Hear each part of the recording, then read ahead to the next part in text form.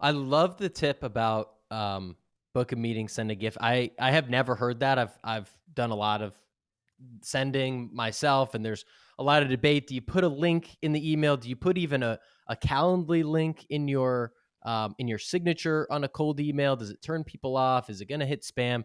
So I love hearing the stats of like how you set that up. You mentioned that was one of your top tips. I'm curious, like, are there any other tips that you have that you see like really crush it with some of your customers, or anything that's like counterintuitive like that you've seen really work? But just curious, anything like that? Yeah, so using that incentive is one of my tips. Offering choice is Mm, another one of my yeah. tips. Another one is to gift off cycle. And by that, I mean not at Christmas.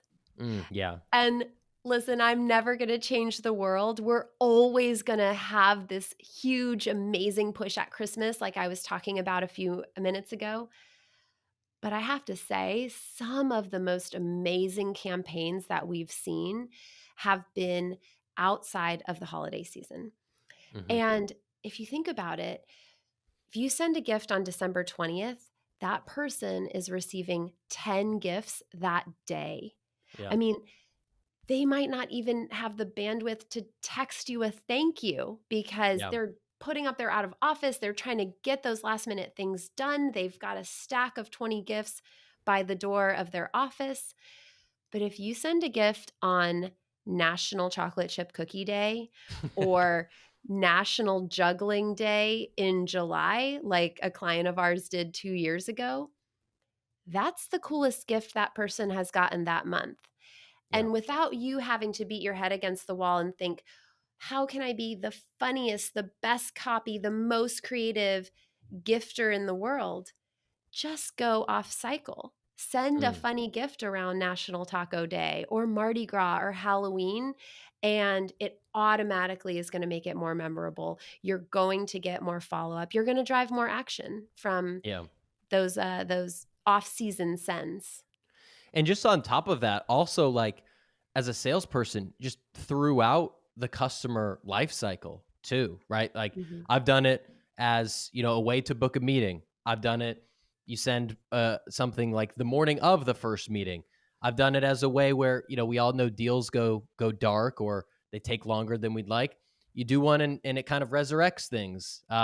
You see that they had a huge funding or a huge acquisition. Oh, here's a congrats. Like, there's obviously, once they sign, thanks for being a customer. There's a million reasons to do it. I think, I feel like the key is getting out of the Zoom, robotic. I'm going to go from call to call to call and just be a robot at my job, and take a second and say, "Wow, I just had a great conversation with Torrance. She mentioned this, that, and the third. Like, I wonder if there's something that, like, oh, maybe it would be meaningful if she got this. It doesn't have to be expensive. It doesn't have to be this huge elaborate thing either. But it stands out, and I really think that that's a key to salespeople breaking through the noise. We know how many, we're all in competitive fields. We know how many emails and spam calls and everything that our customers are getting. And so, if you are someone that can be thoughtful and seen that way, it makes the world of difference. So I encourage people to, try new things, and you don't have to just do it, where it's like the safe play, like, you just landed them as a customer, or it's the holiday time. Like, definitely mix it up, and test and A/B test. And if you have a great tactic, hit us up. I'd love to hear it, so I can, copy you. So I think there's a lot of great ways you can use it. You're absolutely right. There are so many different places in the sales cycle where gifting works. And at the same time, I think knowing that can make it feel kind of overwhelming because Mm, if you're not currently gifting, then you're like, okay, so I have to send it in cold outreach before the first meeting to thank them for the meeting, et cetera, et cetera.